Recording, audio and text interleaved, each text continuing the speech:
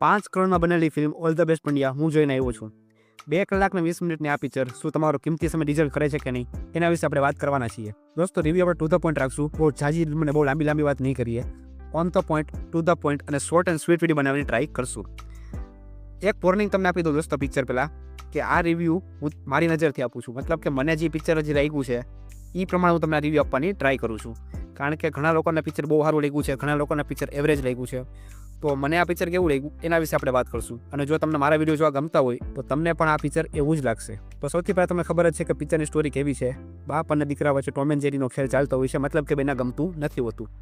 પણ એના પપ્પા જ્યારે એની પર કેસ થાય છે, એની પર કંઈક આરોપ લાગે છે. હું આરોપ લાગે તમે જોજો, કારણ કે થોડોક સ્ટ્રોંગ આરોપ છે. તો એ આરોપ લાગે છે અને પછી એના દીકરાને અંદરથી થાય છે કે નહીં ભાઈ આ તમારો બાપ છે, મારે કંઈક કરવું જોઈએ એના માટે.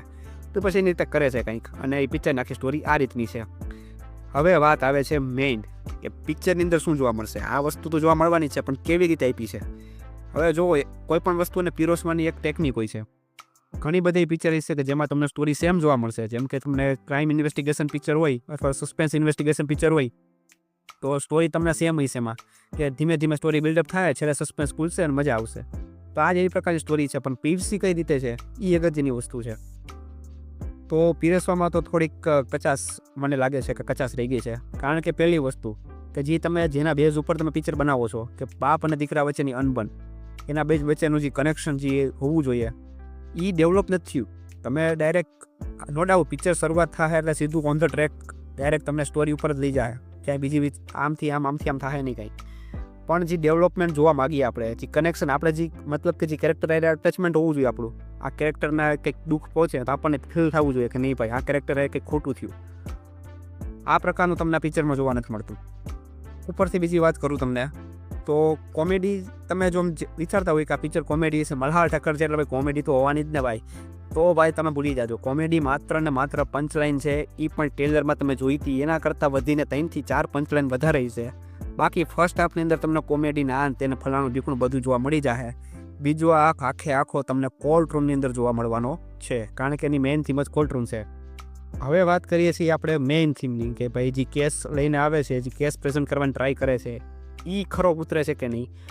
તો એમાં હું તમને એ વાત કહીશ કે આમ જોવા જાઉં તો હા ઉતરે છે, પણ પિક્ચર 2 કલાક ને 20 મિનિટનું છે. પણ એક જ થાળીમાં એટલી બધી વસ્તુ મૂકીશ ને કે જોવાવાળો કન્ફ્યુઝ થઈ જાય કે આ કી બાજુ જાય છે પિક્ચર.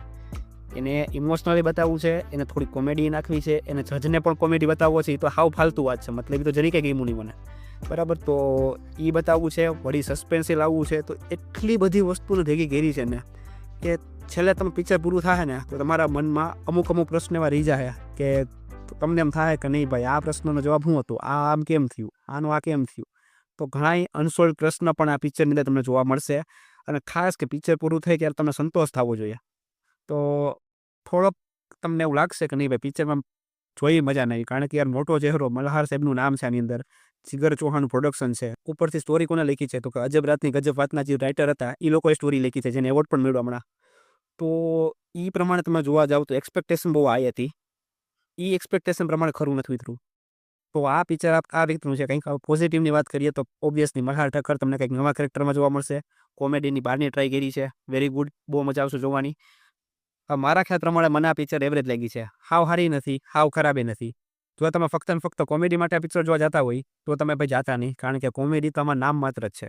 બાકી આ અંદર તમે ડ્રામા, કોર્ટ રૂમ ડ્રામા આ બધી વસ્તુ જોવા મળવાની છે, બરાબર. તો યસ, પિક્ચર તમે એક વખત જોઈ શકો છો, વન ટાઈમ વોચ પિક્ચર છે.